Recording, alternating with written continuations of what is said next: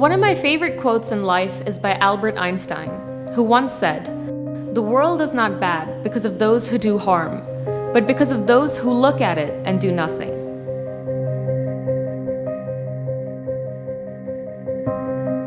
My name is Shreya Kalra. I'm 25 years old.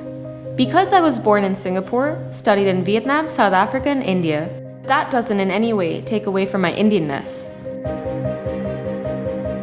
Currently, I work as a producer and writer at an NGO in Goa.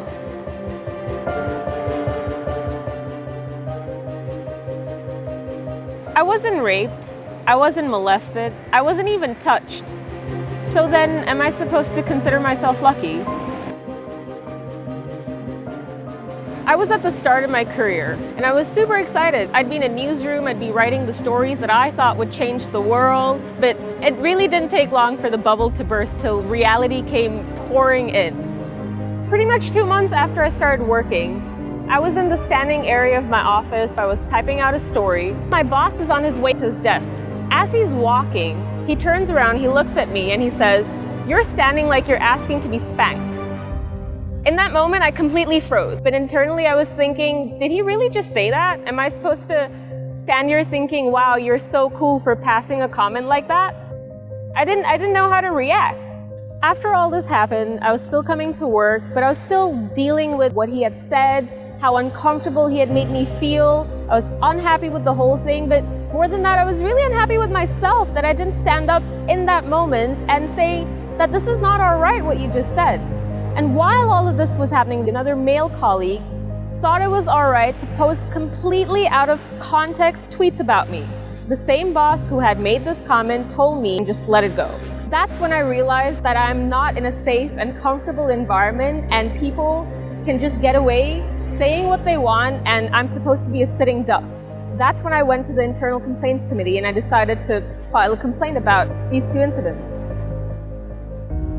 After I went to the Internal Complaints Committee, I could say that I faced a whole other layer of harassment because I was made to work with my boss.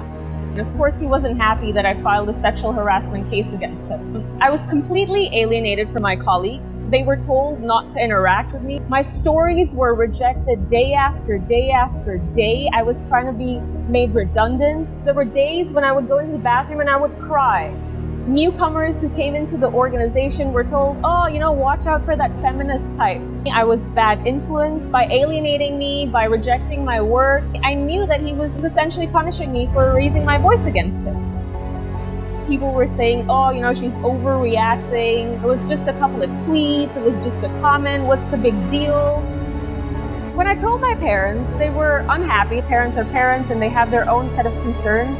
It was not easy coming into work and battling a really crass sexual harassment struggle. Because we imagine we go into these safe quarters with educated people and educated men. You don't imagine them passing comments that you would otherwise be expecting on the street. A part of me was struggling with a lot of anxiety, self-doubt. I was coping with high levels of stress.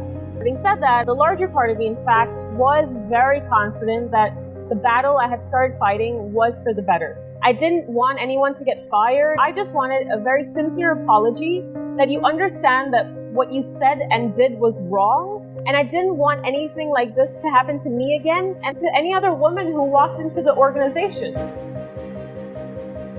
After 3 months, the committee got back to me with 2 namesake apologies, and they very categorically told me that, look, the editor cannot be easily replaced, so you have to find a way to work with him. After this meeting, my reporting manager's boss, he sat us down, he looked at my boss and he said, "This whole thing must have been so difficult for you. Thank you so much for maintaining a calm and composed demeanor through it all," and he patted him on the back.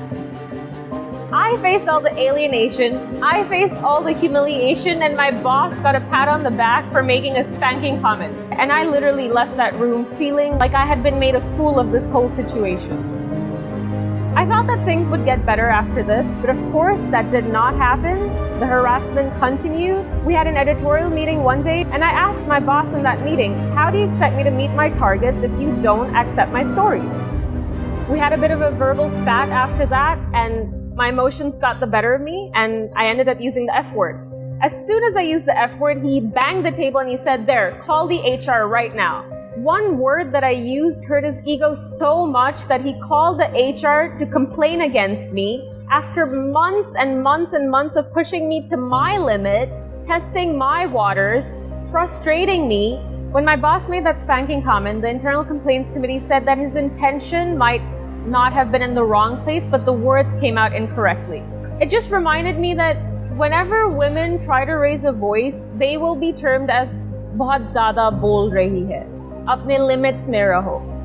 But men can get away with saying whatever they want and be given the benefit of the doubt. I wasn't given the benefit of the doubt when I used the F word. I was immediately taken to the HR and I was immediately termed as a troublemaker and I was immediately told I have an attitude problem. What was my benefit of the doubt?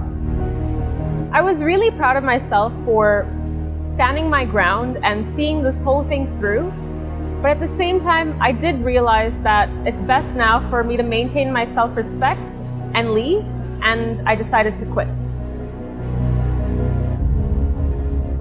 मेरे पास बहुत सवाल हैं. What kind of society are we living in? I don't think it matters any longer who we mingle with. Rich, poor, educated, uneducated, working class, non-working class. The roots of sexual harassment and gender-based violence, they're so deep and so pervasive. Why are we expected to behave like this is normal? Why are we expected to make peace with this kind of behavior? Why are we expected to become comfortable with this kind of humiliation? Traveling करते समय bus में, train में, on the road, छेड़छाड़, किसी की गंदी नज़र, गंदी touch. We're just expected to keep up with this behavior. And my story is a very common story. So common that women in every city, in every state across the country have experienced this. Millions of women just stepping out of their house to earn a living, become economically independent, to make their families proud, make themselves proud. They have all experienced this. बस कहानियाँ ही बदलती हैं, लेकिन मुद्दा वही है. I'm certainly more than the way I look, the way I talk, and I'm also more than the clothes I wear and the body I have. I'm also a voice, strength, dignity, and self-respect. I certainly didn't let my experience at my organization in any which way color the way I see the world or turn me into this bitter, angry person. In fact, if at all, it's given me more of a zeal to go out there and work in creating a more harmonious and peaceful society where everyone has equal rights and equal choice and equal opportunity.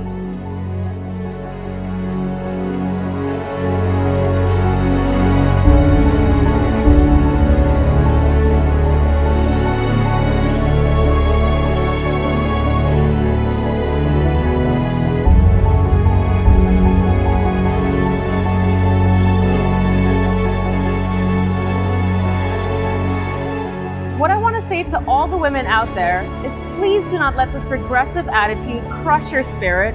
Please do not let the fear stop you from raising a voice, because frankly speaking, enough is enough. I love the person I have become because I fought to become her. And I will continue fighting.